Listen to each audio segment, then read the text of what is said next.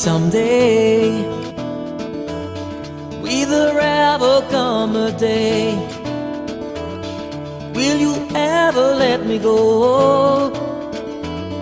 Don't tell me. Les talents de bien parler, l'aptitude à s'exprimer avec aisance pour prêcher la parole de Dieu accompagne le ministère de notre invité d'aujourd'hui. Il est sur notre plateau de Derrière le masque et ce numéro va vous permettre de les découvrir davantage. Bon après-midi. Merci. Prophète, je parlais avec votre épouse, Madame Kunku Dorcas, sur l'idée de vous inviter à cette émission. Du coup, elle a accepté. Elle m'a même passé votre numéro parce que je voulais passer par elle. Qu'est-ce qui a vraiment bâti cette grande confiance dans votre couple? Je ne sais pas très bien ce qui a en fait fondé cela, mais je peux dire que c'est parce que nous nous sommes rencontrés d'abord dans la volonté de Dieu, et en plus il y a une très grande complicité, sincérité et fidélité qui a en fait renforcé ces choses, mais naturellement, je pense que ça vient de Dieu. Et vous utilisez un même numéro, vous deux? C'est ce qui est compliqué, des fois, parce que faut dire que nous utilisons presque le même numéro, il faut le dire comme ça. C'est vrai qu'elle a son phone, elle a ses numéros d'ailleurs. J'ai aussi mes numéros, mes téléphones à moi, mais c'est... En fait, dans notre façon de vivre, il s'est fait que personne n'a quelque chose pour lui-même. Quelquefois, on fait même des blagues, et elle dit même ma veste ne m'appartient pas. Ce qui fait que si jamais son téléphone sonnait et que je suis là, je le prends, et si jamais le mien sonnait, elle le prend sans aucun problème. Donc, ce qui a fait qu'on est une seule personne, en fait. Et quelle est cette chanson qui vous fait plonger dans la présence de Dieu? Il y en a toutes pleines. Il y en a toutes pleines. Je dirais tout cantique qui exprime en fait la grandeur et la toute-puissance de Dieu m'emporte. Mais je crois que déjà, si je peux prendre le cantique de Frère Alain Moloto, El Shaddai, c'est parmi les cantiques qui m'emportent le plus. Vous pouvez nous chanter un petit morceau? El Shaddai, Adonai, le Dieu tout-puissant, le roi compatissant, le Dieu de mes espoirs, qui me fait voir tous ses exploits, en lui je crois. J'ai trouvé une place devant sa face, et Shaddai trouve sa demeure dans mon cœur. Oh, laisse-moi t'écrire un chant d'amour, restons ensemble pour toujours. Malheureusement, je ne pourrais pas vous accompagner avec ma voix, mais pasteur, vous êtes prophète Israël Dodo Kamba, Oui. représentant légal de l'église Bethsaïda. Oui. Vous avez non seulement les églises ici à Kinshasa, dans les provinces, aussi à l'extérieur du pays. Alors, dans votre église, vous n'enseignez pas seulement les fidèles, les membres, mais aussi des serviteurs des dieux. Mais vous, qui vous ont enseigné l'évangile? Merci. Parmi les enseignements que je donne d'ailleurs aux serviteurs dans le ministère, j'ai dit toujours, on peut reconnaître l'appel et les tactiques de quelqu'un par celui qui l'a enseigné. Donc, prêcher, c'est un art. Il faut avoir été enseigné par quelqu'un pour retrouver les traces. J'ai été enseigné par mon pasteur. Je n'en ai pas eu deux dans ma vie. Le pasteur Eli Kadima, c'est lui qui a posé le fondement de ce que j'ai reçu comme base, comme enseignement. Pasteur Eli Kadima. C'est seulement lui? Principalement, oui. Alors, quel est ce livre que vous lisez actuellement? Avant de prendre votre portrait, ce sera notre toute première rubrique. Quel est ce livre que vous êtes en train de lire ces jours-ci? En tout cas, pour ne pas citer ou citer les noms, nommer les gens, je pense que les livres que j'ai lu les plus, c'est la Bible. Ok. C'est la Bible et c'est autour de ça. C'est la Bible que je lis tout le jour et à tout moment et à chaque instant. Et même dans mon bureau, à la maison. Nous allons marquer une pause et ce sera pour prendre votre portrait et nous allons continuer ce numéro. Merci.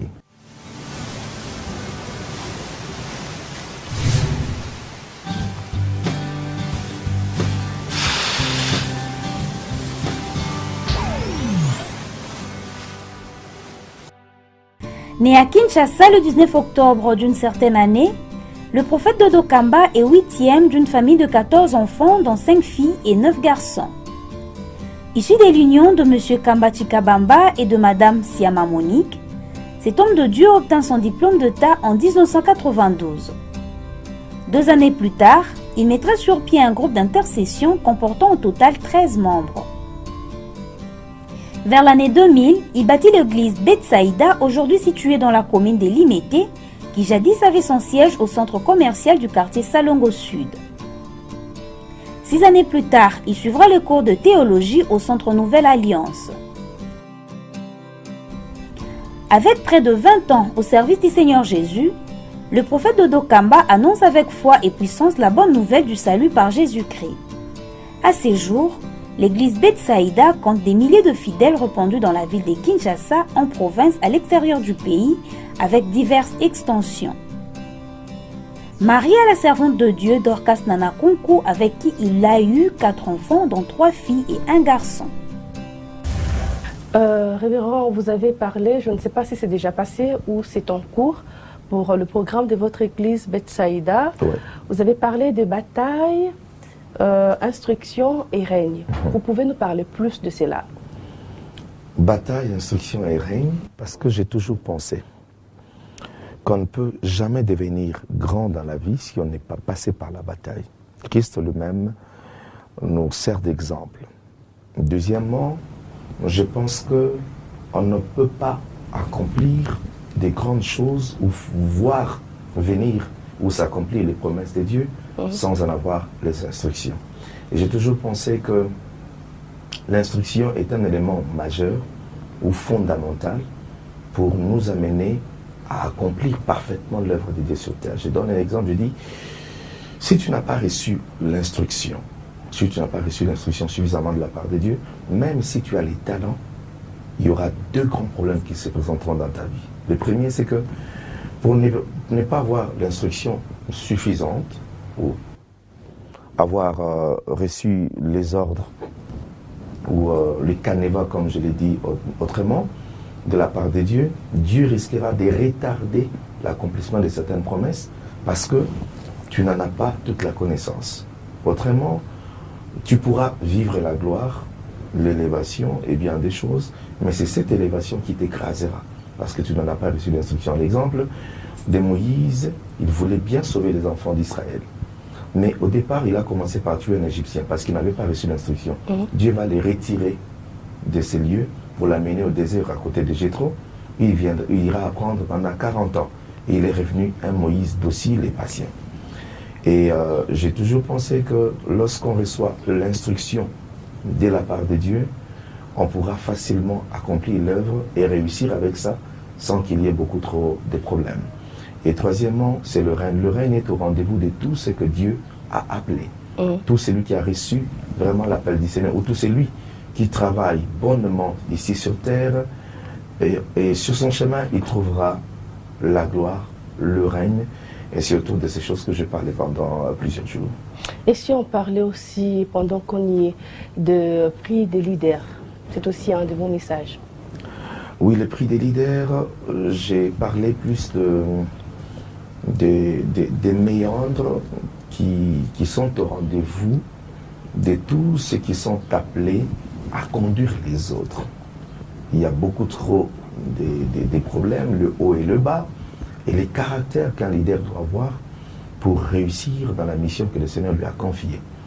Entre autres, derrière, contre tout le vent qui souffle et tout ça, l'homme est appelé à faire preuve de son leadership. Et j'ai montré, noir sur blanc, que être leader, c'est pas peu de choses, parce qu'il y en a qui meurent pour laisser une philosophie, mais ils n'ont pas bénéficié financièrement ou matériellement de tous les avantages du combat auquel ils se sont livrés. Mais tout simplement, ils ont réussi à faire triompher une philosophie et une mentalité. Donc c'est là où j'ai dit, j'ai cité même quelques exemples, quelques personnes qui ont été des leaders, servant de modèles. J'ai parlé de Nelson Mandela, j'ai parlé de plusieurs personnes, et je crois que je peux ajouter aujourd'hui même Gandhi, parmi les leaders importants de l'Asie. Donc il y en a comme ça qui ont vécu, qui ont servi vraiment d'exemple, et aujourd'hui on peut les lire, on peut lire leur philosophie, on peut comprendre ce qu'ils étaient, on peut même emboîter le pas, on peut même suivre ce qu'ils ont fait et réussir avec ces chemins. Et comment faire pour obtenir tous ces messages? Écoutez, c'est pas compliqué. Si quelqu'un peut nous rappeler par le même numéro qui apparaît ici, au travers de ces numéros, on pourra toujours nous joindre et nous informer. Nous allons disposer le support. Et si jamais quelqu'un a l'adresse de nos églises, il peut venir les avoir. Mais pour vous qui consultez souvent l'Internet, vous pouvez consulter www.eglisebetsaïda.org. Je vous laisse suivre notre deuxième rubrique témoin et on va continuer notre numéro d'aujourd'hui. Merci.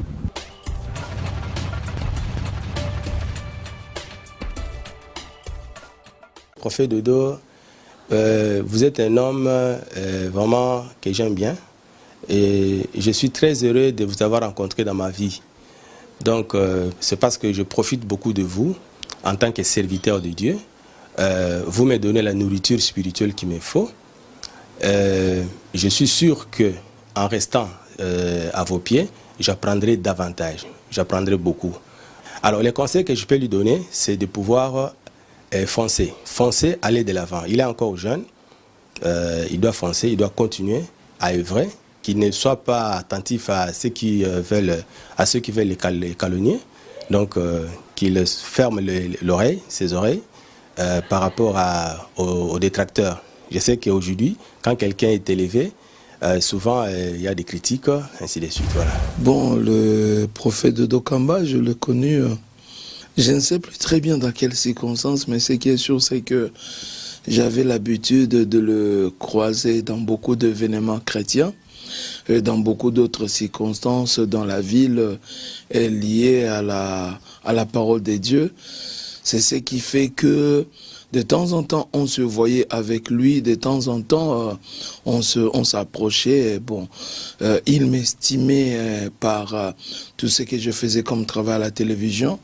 Moi aussi, je l'estimais beaucoup par ce qu'il faisait comme travail côté œuvre de Dieu. C'est ce qui fait que nous allons nous rapprocher pour un premier travail. C'était, si j'ai bonne mémoire, l'émission Carrefour matinale. Après, on va basculer dans les grands entretiens. Il a été plusieurs fois un de mes invités.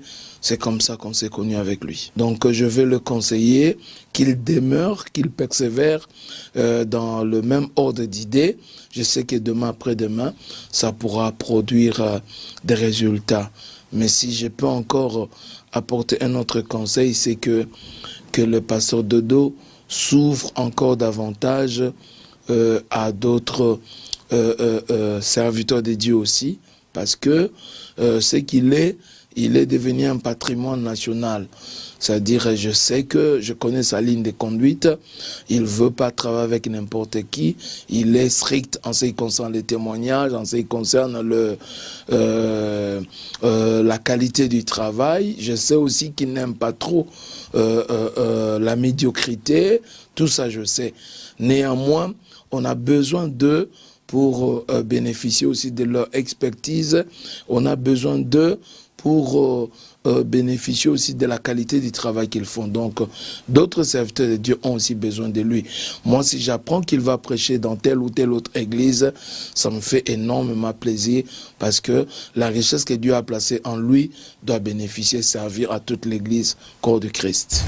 Le prophète Dodo Kamba aujourd'hui, comme vous le savez aussi bien que moi, dans les médias, plusieurs personnes ont eu à le voir. C'est un homme, à part ce que nous voyons dans la forme, dans le fond, c'est un homme vraiment un homme de Dieu et un chrétien. Je ne veux pas dire ici que je suis très très très proche de lui. Et nous sommes vraiment en lien chaque fois qu'on a l'occasion de se voir et de parler. C'est avec beaucoup de fraternité que nous le faisons, avec son épouse aussi en particulier. Donc c'est un homme de Dieu que j'admire beaucoup, que j'apprécie énormément par la qualité du travail, de l'organisation, de la structure ecclésiastique qu'il a, la qualité du message donné, la qualité aussi des fils et des filles qu'il suscite dans son église.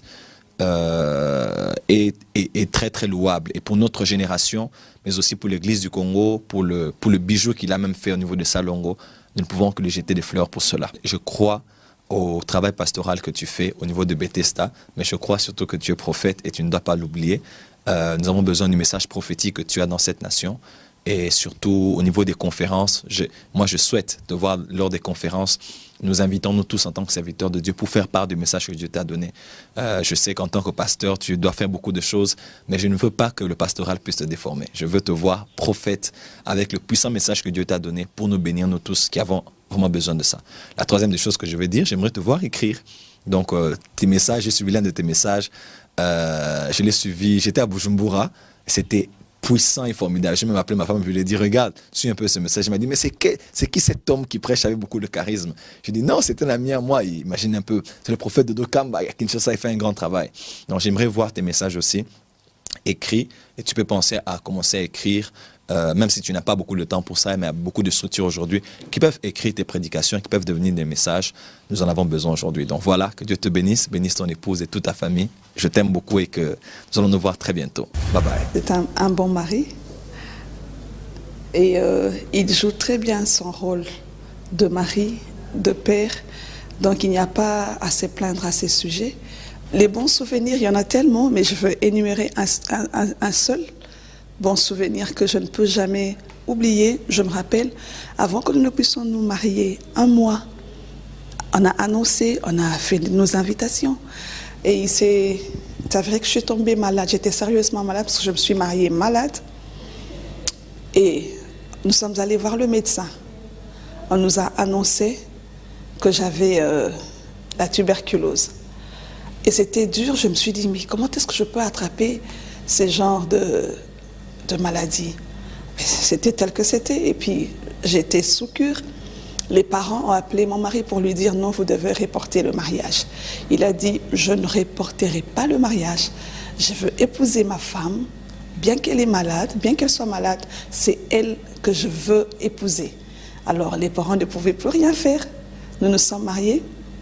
Mais il m'a tellement soutenue que c'est arrivé que j'ai pu oublier que j'étais malade. Parce que vous posez la question à toutes ces personnes qui sont passées par là, lorsque tu as la tuberculose, tu as ton assiette, tu as tes couverts, tout à toi, tout est individuel, c'était un choc pour moi. Mais mon mari m'a soutenue et je ne peux jamais oublier. J'étais guérie avant même que je ne puisse terminer la cure. Mon chéri, toi qui me suis, je demanderais, c'est vrai que le chemin est long, mais nous avons déjà fait un grand parcours. Mais ce qui nous reste à faire est encore énorme. Tout ce que je peux te demander, c'est de te maintenir et d'être toujours positif comme tu l'as toujours été dans ce que tu as comme projet. Et je sais que tout ce que tu déclares, tout ce que tu aimes, finit toujours par arriver. Mais mon conseil est que tu tiennes bon, que tu ne fléchisses pas pour que tu atteignes l'objectif que tu as à atteindre. Toujours rester un bon mari, un bon père pour tes enfants et que notre famille puisse demeurer toujours solide. Donc c'est le conseil que je peux lui prodiguer. Votre réaction? Je suis émotionné. Si vous venez de vous joindre à nous, nous sommes Lucas Rum Agency et nous vous présentons le prophète Israël Dodo Kamba dans le cadre de notre rendez-vous derrière le masque. Alors, pour plus d'informations concernant l'homme des dieux Israël Tudokamba, tapez www.églisebetsaïda.com et là, vous aurez plus d'informations, comment les contacter, voire même Géophile, son adresse email.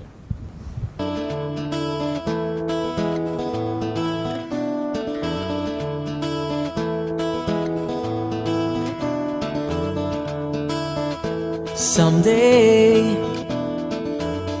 will there ever come a day